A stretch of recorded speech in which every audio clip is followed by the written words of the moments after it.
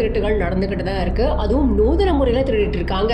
அப்படிதான் இங்க ஒரு இளம்பெண் திருடின சிசிடிவி காட்சி இப்போ கிடைச்சிருக்கு. இது பேரதிர்ச்சியை ஏற்படுத்தி இருக்கு.